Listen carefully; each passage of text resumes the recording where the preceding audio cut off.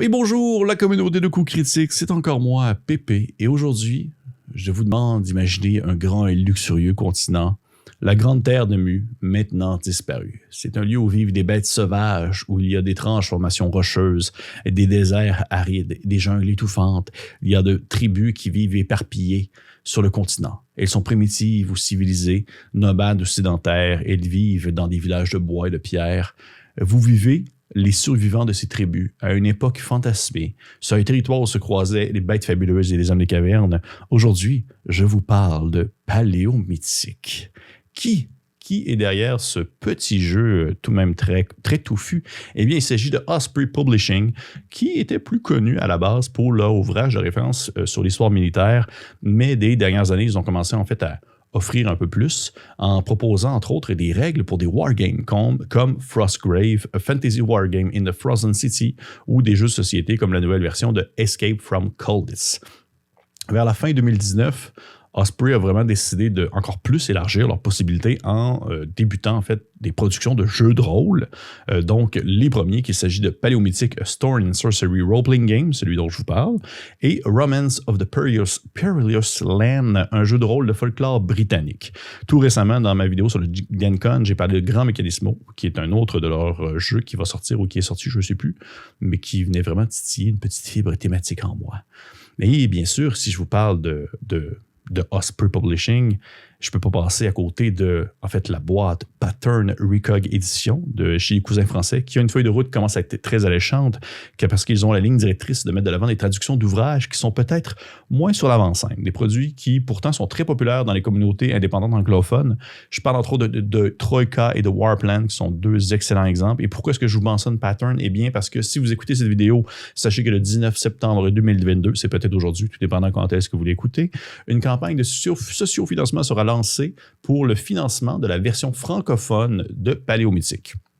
Encore une fois, ça vaut vraiment la peine de s'y pencher parce que le rendu de cette petite équipe, qui est Pattern, est toujours plus qu'excellent pour avoir jeté un coup d'œil à absolument tous leurs ouvrages qu'ils ont sortis pour l'instant. Moi, j'ai été comme tout le temps, c'est tout le temps bon. Mais revenons à nos moutons, un peu de Paléomythique. Côté thème, de quoi est-ce que ça parle? Eh bien, c'est du Storm and Sorcery au lieu d'être du Sword and Sorcery. Donc, transposez votre aventure médiévale fantastique dans une époque préhistorique. Donc, préhistorique fantastique. Donc, bien sûr, vous allez surfer sur des éléments qui sont spécifiques à la période présentée. On parle des armes primitives, d'une nature plus que sauvage et dangereuse, un quotidien basé sur la survie, sur la relation avec justement la nature, mais aussi le chamanisme, même l'animisme, c'est-à-dire une croyance qu'il y a des esprits, une force vitale qui anime les êtres vivants, mais également aussi les éléments naturels comme la pierre ou le vent. Ça pourrait rappeler un gros classique du genre de la gamme française, Worm, dont j'ai déjà parlé sur la chaîne, mais Paléomythique met vraiment plus de l'avant l'aspect mythique de la préhistoire. Tout est un peu plus pulp, tout est un peu plus action, tout est un peu plus surdimensionné, alors que Worm, bien qu'on n'est pas dans une version comme copie-collée réaliste de la préhistoire, est dans son cas, je trouve, plus nuancé et plus poétique.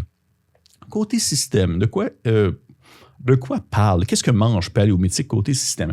Eh bien, il s'agit d'un lot de dés à 6 faces. Okay? La taille du dé, la taille du dé, souvent un dé, c'est une petite forme normale. Plutôt que ce que je voulais dire, c'est la taille de base de ce pool, de ce lot de dés à 6 faces, est égale au nombre de traits que possède un personnage. Pour qu'un personnage réussisse à accomplir une tâche quelconque, mettons, on va dire pêcher, eh bien, il va lancer tous ses dés. Et les résultats de 6 comptent comme un succès. Si un personnage possède un trait pertinent, parce que bien sûr, on lance le nombre de dés égal au nombre de traits, mais les traits ont des termes, c'est des mots qui sont écrits. Et si, dans le fond, un joueur possède un trait qui est pertinent au fait de pouvoir pêcher, mettons qu'il y a un trait qui fait en sorte qu'il est meilleur pour la pêche, eh bien, il va lancer un dé supplémentaire, donc ainsi augmenter ses chances d'avoir un 6 et d'accomplir son action. Il y a aussi des talents qui n'ajoutent pas de dés, mais qui sont dans le fond en lien avec des traits qui permettent d'accomplir des actions, on va dire, annexes, qui sont un peu plus particuliers, comme par exemple réanimer un cadavre ou des choses comme ça. De même que vous pouvez aussi utiliser des outils qui vont ajouter aussi un dé supplémentaire à la réserve de dés qu'un joueur va lancer, mais celui-ci doit être lancé séparément ou peut-être même idéalement avoir une autre couleur parce que si vous avez un 1 sur le dé d'outils, eh bien celui-ci se casse. Si un outil se casse, ça ne signifie pas que la tâche est échouée pour pour autant, mais dans le fond, parce qu'un personnage peut tout de même accomplir son action s'il possède des 6 sur un autre. Et moi, ça, c'est un style de mécanique que j'apprécie beaucoup, qui me rappelle un peu la mécanique de Mutant Year Zero, entre autres, où dans le fond, l'utilisation des D6 va varier. C'est un pool de D6 aussi qui va augmenter ou descendre selon la situation et que c'est possible en fait d'utiliser des outils qui vont se briser à mesure qu'on va accomplir des choses. Et pour moi, ça concorde parfaitement avec la thématique on va dire, préhistorique, dans le sens où l'homme se différencie de la bête en ayant la capacité de pouvoir construire des choses de ses mains et de les utiliser dans des contextes précis. Mais on s'entend, tout est fragile, tout est éphémère, ça va se briser avec le temps, il va devoir reconstruire d'autres choses. Fait que moi, c'est le petit détail mécanique que j'apprécie énormément. Donc, vous voyez, ça ressemble un peu à ça globalement. Le système, bien sûr, il y a d'autres choses à prendre en considération, mais grosso modo, c'est vraiment la base et c'est super simple à prendre en main. Un système de pool de D6, c'est quelque chose qui est quand même assez commun. Mais je suis tout de même très content de voir qu'ils n'ont pas tout simplement fait un calque ou une version diluée du D20. Bien que j'apprécie les systèmes D20, j'aime ça pouvoir explorer d'autres choses, donc justement ce fameux paquet de D6 qu'on doit lancer pour accomplir une action. Côté visuel, eh bien, Paléomythique a, comme tous les autres jeux de Osprey, des illustrations de couleurs qui sont éparpillées partout au travers de leur ouvrage. C'est des couleurs, c'est ça qui est quand même cool. Moi, je suis très, très habitué, du moins personnellement, parce que je suis beaucoup dans le milieu du zine indépendant. Je suis très, très, très habitué à avoir des petits ouvrages qui sont souvent très noirs et blancs, qui ont quelques dessins ici et là, puis qui vont changer, on va dire, de qualité et aussi d'impression.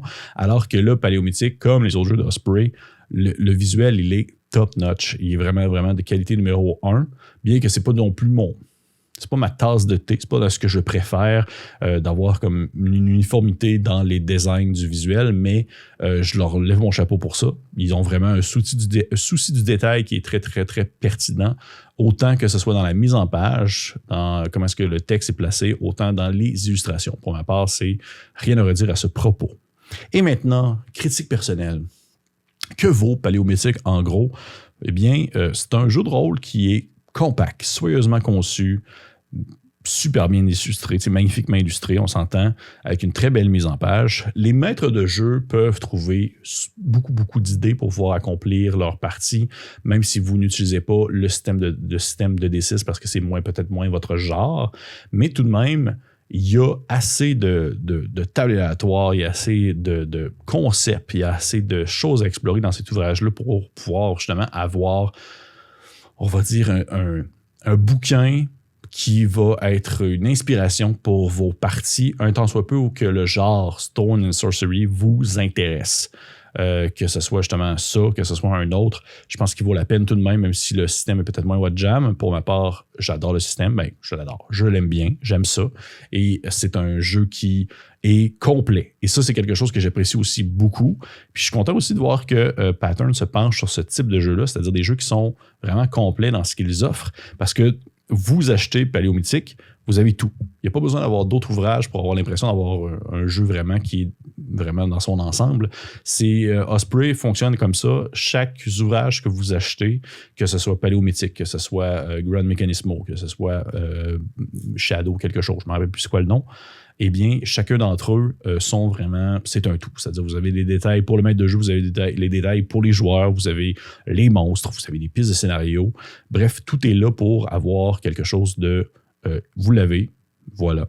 Vous avez besoin de rien d'autre pour jouer et c'est possible d'aller chercher votre inspiration ailleurs, peut-être même d'adapter des donjons médiévals fantastiques à la sauce paléomythique, de voir vraiment transposer ça dans un contexte préhistorique parce que moi, c'est une thématique que, oui, on explore un peu, qu'on explore de plus en plus, qui commence je pense, à faire son bout de chemin, en quelque sorte, mais qu'on ne voit pas vraiment encore si souvent. Puis, il y a une petite saveur, il y a un petit charme qui vient me chercher dans ce concept-là, surtout dans une mise en place qui est très, très, très surréaliste, très fly, très paranormal, très surnaturel, comme Paléomythique le propose. Parce que oui, il y a des hommes des cavernes, mais il y a aussi comme des fantômes, des bêtes sorties des pires cauchemars. Il y a, oui, des dinosaures, mais qu'on s'entend, il y a aussi autre chose qui viennent poser un danger direct et immédiat à quelqu'un qui doit se défendre avec une masse en pierre.